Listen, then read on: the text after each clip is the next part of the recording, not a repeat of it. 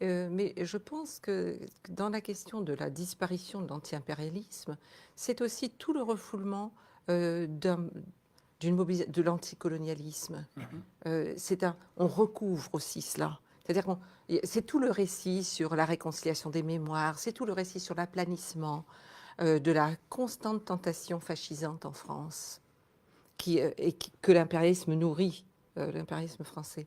Euh, et donc, il y a vraiment, c'est toute une construction d'une adhésion ou d'une indifférence au fait de ce que l'armée française fait, du fait, comme on le souligne dans l'appel, que la France est quand même le troisième.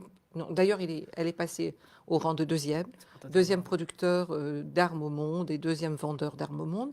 Je veux dire, c'est dans ce pays qu'on vit. Donc, on est dans un pays, on est citoyenne, enfin, on vit dans ce pays, de fait, dans un pays qui est un des, un des plus grands marchands d'armes. Et à quoi ça sert les armes?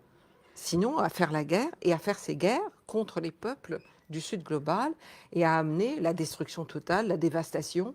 Je veux dire, c'est quand même très sérieux. Et nous étions étonnés du manque de réaction face à ça, Mhm. comment dire, de la conscience, mais au sens profondément de conscience politique, du sérieux de cela. Que c'est très, très, très sérieux. C'est pas du tout, c'est pas des paroles. La guerre est menée par la France. La France contribue, participe à des interventions armées qui apportent d'immenses souffrances. Et le mot souffrance doit être aussi réactivé politiquement.